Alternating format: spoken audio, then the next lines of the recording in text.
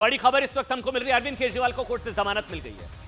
ये बड़ी खबर इस वक्त हमको मिल रही है, अरविंद केजरीवाल को कोर्ट से जमानत मिल गई है। ये बहुत बड़ी खबर इस वक्त अब हमको मिल रही है।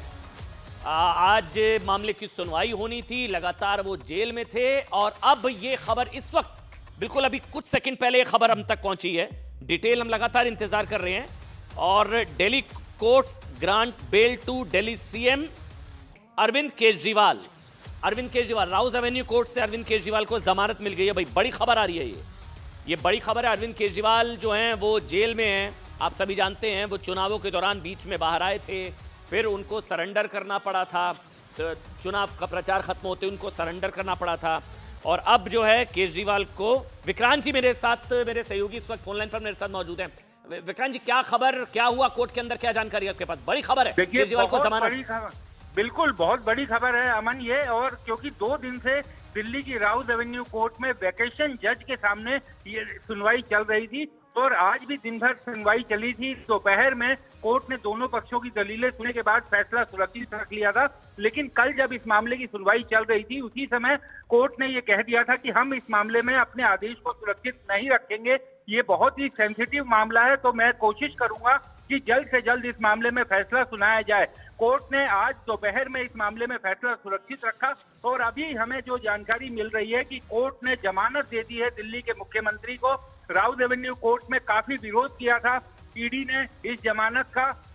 ईडी की तरफ से एसवी राजू जो एडिशनल सॉलिसिटर जनरल हैं, उन्होंने लंबी चौड़ी दलीलें दी थी और ये कहा था कि इस समय जमानत देना उचित नहीं होगा। लेकिन कोर्ट ने उन सभी विरोध को दरकिनार करते हुए अरविंद केजरीवाल को जमानत दे दी है। और अब ये बहुत बड़ी खबर है क्योंकि उनके वकीलों ने वेकेशन कोर्ट में ये जमानत लगाई थी और रेगुलर कोर्ट क्योंकि इस समय बंद थे, जो है तभी उन्होंने जब रेगुलर कोर्ट के सामने ये मामला रखा था और ये कहा था कि वेकेशन जज इस मामले को सुने, हम एक चांस अपना लेना चाहते हैं। और अब वेकेशन जज ने उन्हें जमानत दे दी है।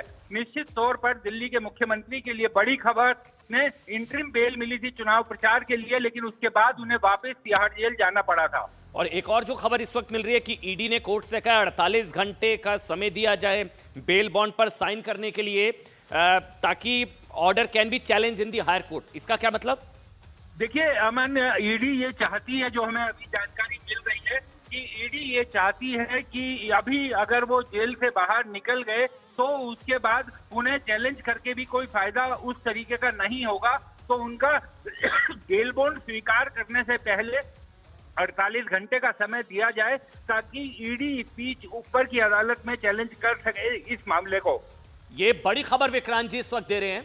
2 जानकारियां, 1 लाख के मुचलके पर जमानत नंबर 1, और राउज एवेन्यू कोर्ट में ईडी की तरफ से इसका विरोध किया गया, बावजूद उसके अरविंद केजरीवाल को जमानत। और तीसरी बड़ी खबर जो विक्रांत जी दे रहे हैं वो ये कि 48 घंटे का समय दे दिया जाए, बेल बॉन्ड अभी एक्सेप्ट ना किया जाए। ईडी ने कोर्ट से दरखास्त की कि 48 घंटे का समय दिया जाए बेल बॉन्ड को साइन करने के लिए, ताकि ऑर्डर को ऊपरी अदालत में चुनौती दी जा सके। अब क्या ये स्वीकार होता नहीं होता, लेकिन अगर जमानत मिल गई है तो अब तो अरविंद केजरीवाल बाहर आएंगे, ये कोर्ट का ऑर्डर जेल पहुंचेगा, ये क्या प्रक्रिया रहेगी आगे विक्रांत?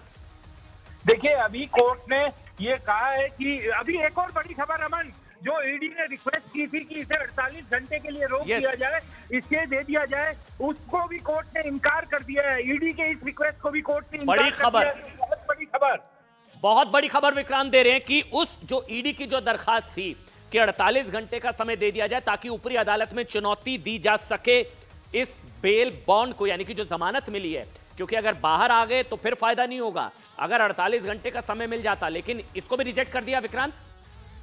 बिल्कुल इसे भी रिजेक्ट कर दिया है। जो वेकेशन जज है न्याय बिंदु, उन्होंने इसको भी रिजेक्ट कर दिया, क्योंकि ईडी ये चाहती थी कि जो बेल बॉन्ड का जो ऑर्डर है, क्योंकि जब भी कोई अदालत बेल देती है अमन, तो उसके बाद बेल बॉन्ड दाखिल करना पड़ता है, बेल बॉन्ड जमा करवाना पड़ता है। बेल बॉन्ड पे साइन होने के बाद ही तिहाड़ जेल या किसी भी जेल से कोई मुलजिम बाहर निकल सकते हैं।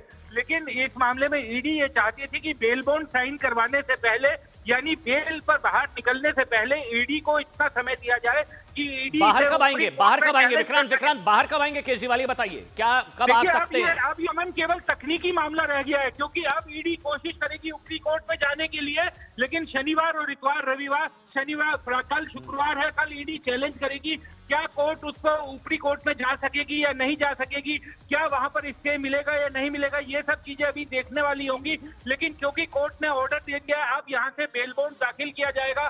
बेल बॉन्ड कब तिहाड़ जेल में पहुंचता है, कब वहां से रिहाई होती है, मुझे लगता है कि कल तक का इंतजार करना पड़ेगा, क्योंकि अभी अभी ये कोर्ट का आदेश आया है। और एक और बड़ी खबर मैं अपने दर्शकों को देना चाहूंगा इस समय जो हमारे साथ जुड़े हैं। अमन, इस मामले में जो कोर्ट का विस्तृत ऑर्डर है वो अभी थोड़ी देर बाद सामने आएगा। और एक और एप्लीकेशन अरविंद केजरीवाल की तरफ से लगाई गई थी कि न्यायिक हिरासत में रहते हुए उनकी पत्नी को मेडिकल बोर्ड के सामने वीसी के जरिए जोड़ा जा सके, उस पर भी कोर्ट ने आदेश नहीं दिया है। लेकिन चूंकि अब बेल का ऑर्डर दे दिया है कोर्ट ने, तो वो याचिका भी अब इनफ्रक्चुअस हो जाती है। तो अब क्योंकि ईडी ने चैलेंज करने के लिए कुछ समय दिए जाने की मांग की थी, वो भी कोर्ट ने रिजेक्ट कर दी है। तो ये एक बड़ी खबर ईडी के लिए एक बड़ा झटका। विक्रांत मतलब एक मुझे समझाइए, जितने भी लोग इस वक्त देख रहे हैं, ये समझाइए कि अब अरविंद केजरीवाल को बेल मिल गई, बेल बॉन्ड साइन होगा, तकनीकी मामला है, अब वो बेल बॉन्ड कब तक तिहाड़ पहुंचता है, वो बाहर आते हैं।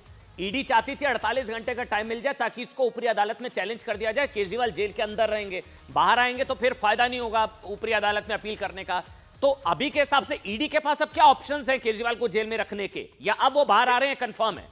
देखिए, अब कोई ऑप्शन कानूनी तौर पर विकल्प दिखाई नहीं दे रहा जब तक उन्हें किसी ऊपरी कोर्ट से उनकी जमानत पर स्टे नहीं मिलता। क्योंकि एक बार जब कोर्ट ने, वेकेशन जज ने उन्हें बेल दे दी है, तो अब उन्हें ऊपरी कोर्ट से उस पर स्टे लेना पड़ेगा। तब तक के लिए यही आदेश वैध माना जाएगा, क्योंकि इस आदेश पर किसी भी कोर्ट में अभी चैलेंज नहीं है और ना ही किसी कोर्ट ने इस ऑर्डर को स्टे लगाया है। तो अब ईडी इस मामले में चैलेंज करेगी और उसके बाद कोर्ट में सुनवाई होगी, कोर्ट नोटिस करेगा। कोर्ट दोनों पक्षों को सुने बगैर किसी तरह का, मुझे नहीं लगता कि इस मामले में आदेश पारित किया जा सकेगा स्टे ऑर्डर पर। तो वो तमाम चीजें हैं। और इस बीच अरविंद केजरीवाल के वकील ये कोशिश करेंगे कि जल्द से जल्द कोर्ट में इस बेल बॉन्ड का ऑर्डर, जैसे ही उनके हाथ में आधिकारिक दस्ती ऑर्डर आएगा, वो अपना बेल बॉन्ड जमा कराने की कोशिश करेंगे। और जैसे ही बेल बॉन्ड जमा हो जाता है, उसके बाद वो ऑर्डर तिहाड़ जेल जाएगा। तिहाड़ जेल उनकी रिहाई के एक तरह से जो औपचारिक है उसको पूरा कर देगा। लेकिन अब चूंकि अभी कोई स्टे नहीं है, किसी कोर्ट में स्टे नहीं है, और जिस कोर्ट ने ऑर्डर दिया है, राउज एवेन्यू कोर्ट ने, वेकेशन जज ने, उन्होंने भी स्टे नहीं लगाया है। ये नहीं कहा है कि उनका आदेश 48 घंटे या किसी समय सीमा बाद लागू होगा। तो एक तरह से अभी के लिए अरविंद केजरीवाल के लिए बहुत बड़ी खबर, उन्हें कोर्ट ने जमानत दे दी है और इस आदेश पर किसी तरह की कोई रोक भी नहीं है। तो अब उनकी जमानत इस समय केवल एक फॉर्मेलिटी नजर आती है, जब तक कि कोई ऊपरी कोर्ट उनकी जमानत पर स्टे ईडी को ना दे। बड़ी खबर।